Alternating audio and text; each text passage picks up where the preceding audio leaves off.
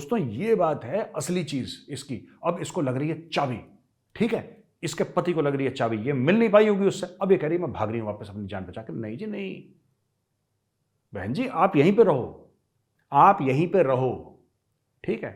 और इसकी भी मैं लॉ एनफोर्समेंट एजेंसी से कह रहा हूं, इसको पंजाब से निकालो सबसे पहले, इसको पंजाब से निकालो, इसको भेजो यूपी या कहीं और जो महिला पुलिस है ना, लेडी पुलिस, या हमारी जो इंटेलिजेंस ब्यूरो है, वहां पे भी बहुत लेडीज हैं, आप लेडीज के थ्रू इसका इंटरोगेशन करवाओ, हार्श इंटरोगेशन, कि तुम्हें किसने मिलाया अमृतपाल से, भाई तुम्हारा क्या चक्कर है, क्या है, तुम कैसे आई, तुमने यहां पे शादी करी, क्या एम था तुम्हारा, तुम क्या सोचकर यहां पे आई, क्या तुम्हें पता नहीं था कि तुम्हारा हस्बैंड खालिस्तानी है, उसने प्लास्टिक सर्जरी कराई है।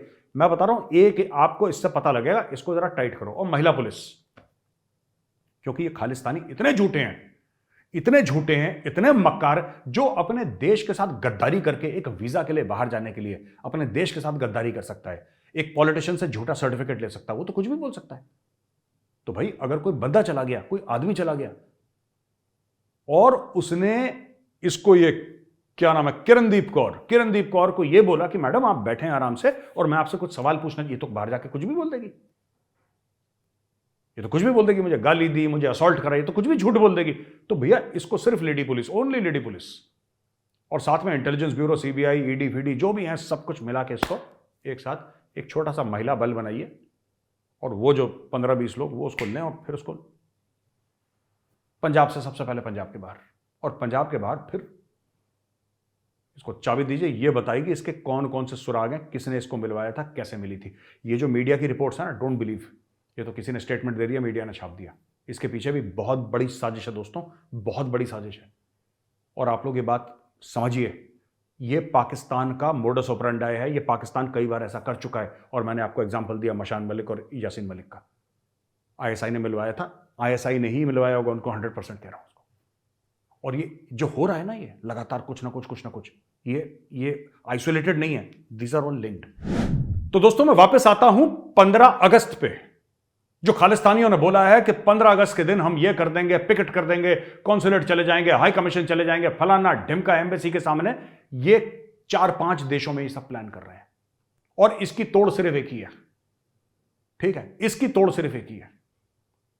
मैं आपको बताता हूं, जितने भी हमारे सिख भाई हैं, हमारे हिंदू भाई हैं, मेरी आपसे अपील है, ठीक है, आप सवेरे सवेरे उठना, ठीक है, सवेरे सवेरे नहा धो के खाली पेट, दोनों के दोनों हिंदू और सिख भाई मिलकर गुरुद्वारा साहब जाना, मत्था टेकना, ठीक है, वहां पे प्रसाद लेना और वापस आके झंडारोहण करना, क्योंकि झंडारोहण तकरीबन 8 बजे होता है, 8-9 बजे, कहीं 7 o'clock, 8 o'clock, 9 o'clock, डिपेंड्स, ठीक है, अलग अलग टाइम होते हैं। जिस दिन आप दोनों ने वही काम करा जो ये ब्रैम्पटन में हिंदू और सिख भाइयों ने करा है, जो साथ में गुरुद्वारा साहब, मैं बता रहा हूं खालिस्तानियों को मौत आ जाएगी, खालिस्तानियों को मौत आ जाएगी, बरनौल की कमी पड़ जाएगी मार्केट में। क्योंकि चाहते क्या है ये खालिस्तानी, मैं आपको बताता हूं, एक उदाहरण देता हूं आपको।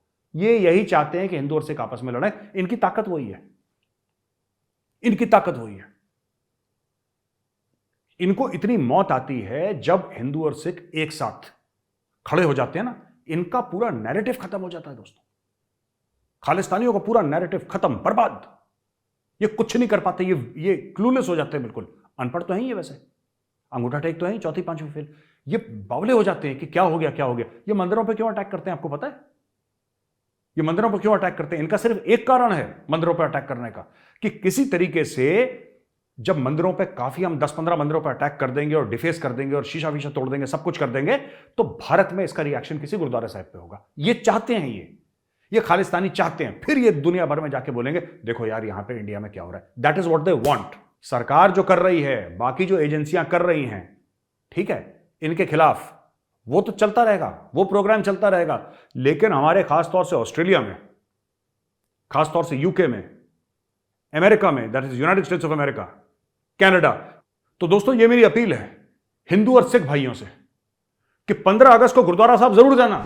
इनका पैसा ड्रग्स से आता है, क्योंकि पाकिस्तान फुकरा है, पाकिस्तान फॉरेन एक्सचेंज नहीं देगा इनको, लेकिन पाकिस्तान अपने ऑपरेशंस इस तरीके से करता है कि ये ड्रग्स का पैसा पाएं। तो जब ये एम्बेसी के सामने जाते हैं ना, खालिस्तान का झंडा लहराते हैं, जब ये एम्बेसी के ऊपर चढ़ाई करते हैं, जब ये तिरंगे की बेगुरमती करते हैं, जब ये लड़ाई झगड़ा करते हैं तो भाई एक दिन की दिहाड़ी, ये सब दिहाड़ी पे लगे हुए हैं, ये एक दिन की दिहाड़ी इनकी रुकती है। वो पैसा कहां से आता है? वो ड्रग्स का पैसा है। अब देखिए एनआईए की चार्जशीट क्या है, ये देखिए, मैं आपको बताता हूं। जो बात मैं इतने महीनों से कर रहा हूं वो काम अब एनआईए ने करा है। और एनआईए बहुत, मैं ये नहीं कह रहा कि मेरे कहने के बाद करा है, लेकिन बात यह कि मैं ये बात आपको पहले से कह रहा था और मुझे इसकी जानकारी थी, इसीलिए यह काम अभी हुआ है। अब देखिए, the national investigation agency on Saturday filed a chargesheet against 3 listed individuals, terrorists and 6 others associated with banned terror outfit Babbar Khalsa international और खालिस्तान टाइगर फोर्स। नाम इनका ऐसा है, Babbar Khalsa international, Khalistan tiger force. एक जगह बब्बर लिखा हुआ है, एक जगह टाइगर लिखा हुआ है।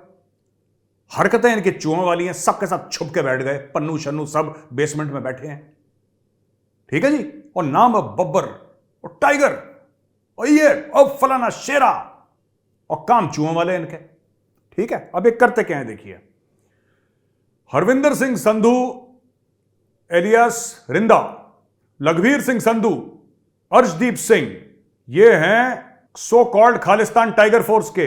ये ओवरसीज ऑपरेट करते हैं और इनका जो प्रो खालिस्तान ऑपरेटिव्स हैं और आईएसआई हैं, इनके साथ इनकी सांठगांठ है। ये लोग क्या करते हैं अब मैं आपको समझाने की कोशिश करता हूं, फिर मैं इस आर्टिकल से आपको और बताऊंगा हो क्या रहा है। ये देखिए साहब, मैं बता रहा हूं, इसमें ना बहुत लंबा चौड़ा मामला है, ये इतना सिंपल नहीं है। जो लोग आप लोग समझते हैं ना कि ये नहीं, ये बिल्कुल पागल हैं, और ऐसे पागल तो हैं ये लोग खालिस्तानी, लेकिन ये ऐसे ही नहीं पहुंच जाते एम्बेसी के सामने। इसके पीछे पूरा इकोसिस्टम है, और वो जो सोफिस्टिकेटेड इकोसिस्टम है टेररिज्म का, कौन सी ऐसी इंटेलिजेंस एजेंसी है दुनिया में जो सबसे बढ़िया यह काम करती है? कौन सी ऐसी इंटेलिजेंस एजेंसी है?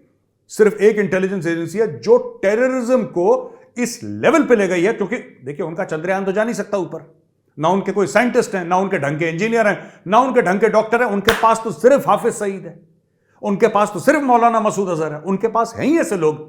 तो वहीं पे आईएसआई का स्पेशलाइजेशन है। इन लोगों ने क्या करा है देखिए, ये जो चीज है ये बताता है कि साहब उन लोगों ने भारत के अंदर, खास तौर से उत्तर भारत के अंदर, उन लोगों ने यानी कि खालिस्तानियों ने आईएसआई की मदद से, जो क्रिमिनल एलिमेंट हैं, वो पंजाब के हो सकते हैं, वो उत्तर प्रदेश के हो सकते हैं, वो राजस्थान के हो सकते हैं, वो और हरियाणा के हो सकते हैं, कहीं के भी हो सकते हैं, ठीक है। मैं ये नहीं कह रहा सिर्फ पंजाब के हो, यूपी के भी हो सकते हैं, वो हर जगह के हो सकते हैं।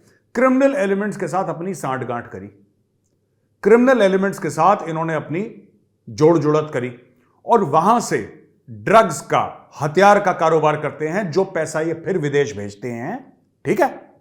फिर ये पैसा विदेश भेजते हैं। अभी देखिए, through this complex network of operatives based abroad they have been recruiting, motivating and handling their associates in India to carry out terrorist activities, ठीक है जी।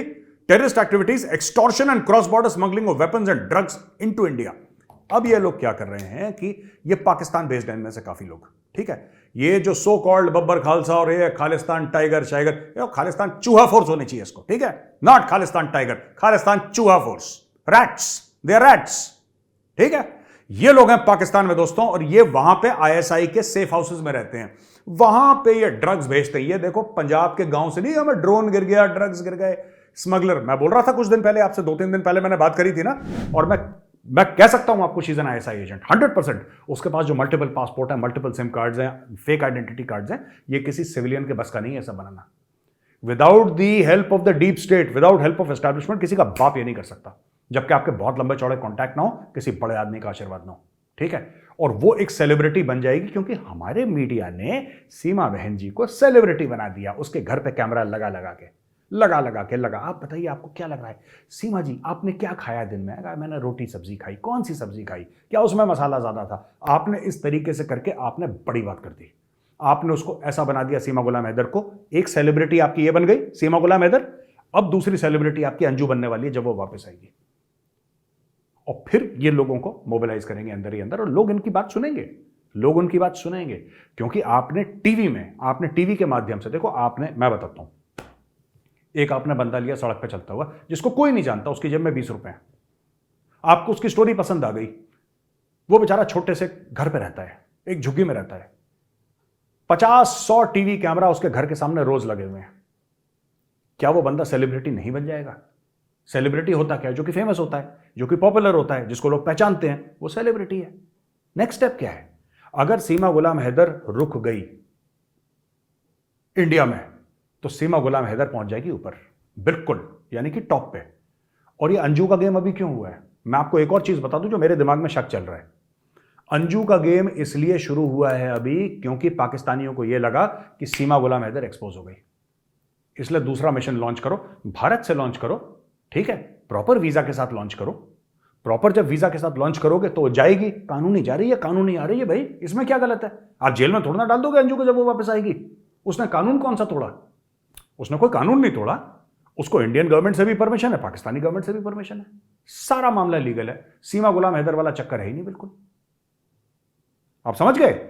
तो दोस्तों ये छोटा सा गेम है, आप देखिएगा, चाहे वो किरणदीप कौर पंजाब में है, चाहे अंजू अलवर राजस्थान में है, चाहे सीमा गुलाम हैदर उत्तर प्रदेश में है, गेम इज द सेम। तीनों के तीनों आईएसआई के मोहरे। वो किरणदीप कौर भी आईएसआई की है, जो उसकी अमृतपाल की वाइफ है।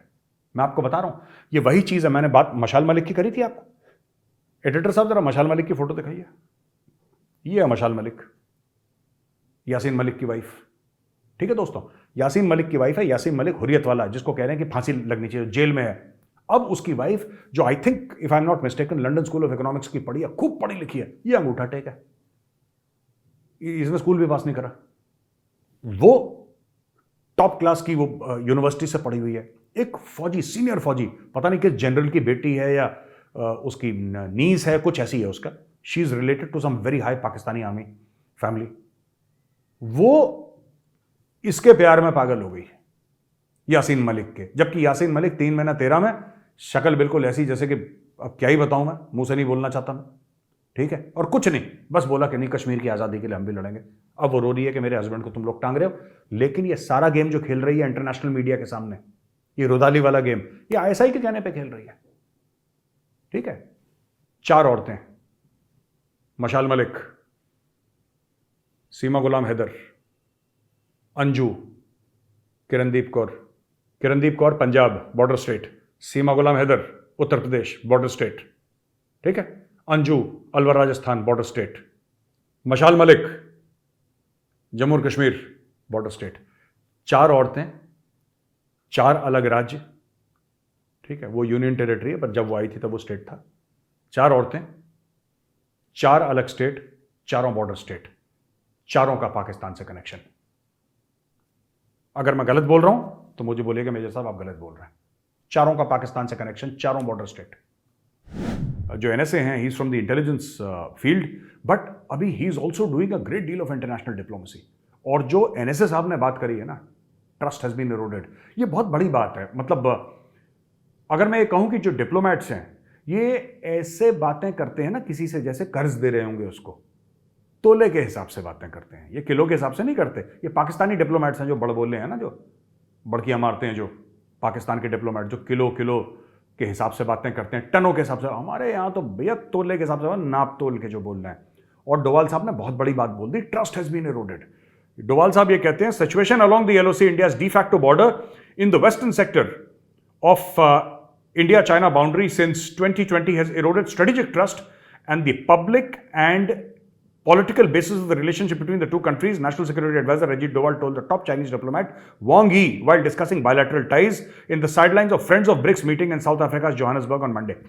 अच्छा भाइयों, ऐसा है कि 2 दिन पहले की खबर है, जोहानिसबर्ग में फ्रेंड्स ऑफ ब्रिक्स की मीटिंग हो रही थी, जहां पे लाइन ऑफ एक्चुअल कंट्रोल में आपको पता है कि लाखों सैनिक हमारी तरफ से, लाखों सैनिक चाइनीज की तरफ से। चाइना चाहता है अंदर घुस जाए, हम लोगों ने उनको वहां पर रोक के रखा है, ठीक है। जैसा मैंने बताया, चाइना ये भी चाहता है कि भैया ट्रेड होती रहे भारत से, यार कुछ ना हो, ट्रेड होती रहे, कुछ ना हो, भारत से कुछ ना कुछ मतलब कुटपुट होता रहे, हमारा पैसे बनते रहे, लेकिन हम भारत को धक्का भी देते रहे। क्यों? मैंने आपको बताया था ना, पाम एंड 5 फिंगर्स, दोस्तों याद है? पाम एंड 5 फिंगर्स क्या है? ये पाम क्या है? ये हथेली क्या है? ये तिब्बत। ये हथेली है तिब्बत, जो कि चाइना के कंट्रोल में है। ये 5 उंगलियां क्या हैं? ध्यान से सुनिएगा, सिक्किम, अरुणाचल प्रदेश, उत्तराखंड, हिमाचल प्रदेश, लद्दाख। याद आ गया आपको? हथेली जो है, हथेली है तिब्बत, तिब्बत है हथेली, लद्दाख, सिक्किम, अरुणाचल प्रदेश, उत्तराखंड, हिमाचल प्रदेश, ये 5 उंगलियां हैं। चाइना ये चाहता है कि हथेली का इस्तेमाल करके 5 उंगलियों पर कब्जा कर ले। ये चाइना का प्लान है, जिसको कहते हैं palm and 5 fingers plan of China. ठीक है दोस्तों, तो ये स्टोरी है चाइना की। और चाइना इसीलिए, अब मैं कह रहा हूं, मैं 3-4 साल से यही बात कह रहा हूं, जब से डोकलाम की स्टोरी हुई है ना, मैंने बोला था और जगह आएंगे, लोगों ने बोला क्या यार मेजर तुम्हें पता ही नहीं है, और ये मेजर को सब पता है। देखो, मेजर को यह नहीं पता होगा कि ग्राउंड में कितने ट्रूप्स हैं, क्योंकि यह किसी को भी नहीं पता होगा जब तक वो वहां का कमांडर नहीं है, राइट। लेकिन मेजर को नियत का हिसाब पता है, बंदों का पता है, राइट। ये मैंने बोला था 2 साल पहले, आप जाके मेरी वीडियोस देखिए, मैंने बोला था उत्तराखंड आएंगे, उत्तराखंड आए, ये उत्तराखंड के लाइन ऑफ एक्चुअल कंट्रोल जो है उत्तराखंड के साथ मिलती है, वहां पे प्रेशर डाला। अभी हिमाचल भी आएंगे, देख लीजिएगा। और हिमाचल ऐसी जगह है, लाहौल स्पीति, जहां पे मैं पोस्टेड रहा हूं, लाइन ऑफ एक्चुअल कंट्रोल है, हाई एल्टीट्यूड, 14,000 फुट की ऊंचाई है। जो मेरी पोस्ट थी शिपकिला, मैं शिपकिला पोस्ट का कंपनी कमांडर था, मेरे सामने हम तो जाते थे पैदल चाइना, चाइनीज भी इस तरफ आते थे हमारी ओर। उस जमाने में सब कुछ ठीक ठाक था, कोई स्ट्रेस नहीं था, कोई टेंशन नहीं था, क्योंकि चाइना अपनी इकोनॉमी डेवलप कर रहा था। चाइना शांति प्रिय नहीं था उस वक्त भी। चाइना दोस्तों उस वक्त अपनी इकोनॉमी डेवलप कर रहा था धीरे धीरे धीरे, और दुनिया को बोलता था कि भैया हिंदी चीनी भाई भाई और सब भाई भाई और ये सब दुनिया भर की चीजें। जैसे ही इसके पास पैसे आ गए, इसने अपने दांत दिखाना शुरू कर दिए। ठीक है, ठीक है। सबसे पहले आप अपने आप को खालिस्तानी बताओ। आप बोलो कि साहब मैं खालिस्तानी हूं, चाहे आपका खालिस्तान से मतलब हो ना हो, चाहे आप खालिस्तान को जानते भी ना हो खालिस्तान क्या है, आप सबसे पहले बोलो कि मैं खालिस्तानी हूं। ठीक है, अच्छा। फिर आप बोलो, ये वकील समझा रहा है उसको, बंदे को, अंडर कवर रिपोर्टर को वकील समझा रहा है। वकील कह रहा है कि जनाब आप ये बोलो कि मेरी जान का खतरा था वहां पे, मेरी जान का भारत में खतरा था, मैं अपनी जान बचाकर यहां पे आया हूं। फिर बोलता है कि एंटी गवर्नमेंट पॉलिटिकल अलायंसेस, यानी कि मैं भारत में जो मोदी सरकार है उसके खिलाफ मैं राजनीति करता था, इसलिए ये सब जो है मुझे जान से मारने की धमकी दे रहे हैं, मुझे जान से मार देंगे, मेरी जान बचाओ, मुझे यूके में असाइलम दो। ठीक है, ये दूसरा बहाना है। तीसरा बहाना है कि मेरा एक प्रेम चल रहा था किसी के साथ, मेरा लव अफेयर चल रहा था, मैं किसी और कास्ट का, लड़की किसी और कास्ट की। ठीक है, और भारत में तो इतना जातिवाद है कि इंटरकास्ट मैरिज होती ही नहीं है भारत में, और जो इंटरकास्ट मैरिज होती है उसकी हत्या हो जाती है। तो आप ये बोल दो साहब मेरे पीछे पड़े हुए हैं, मेरी हत्या कर देंगे, मुझे मार डालेंगे, प्लीज मुझे यूके में असाइलम दे दो। और चौथी चीज, झूठ झूठ बोल दो कि साहब भारत में तो जो गेज होते हैं उनको मार डालते हैं, उनका कत्ल कर देते हैं, उनका खून कर देते हैं।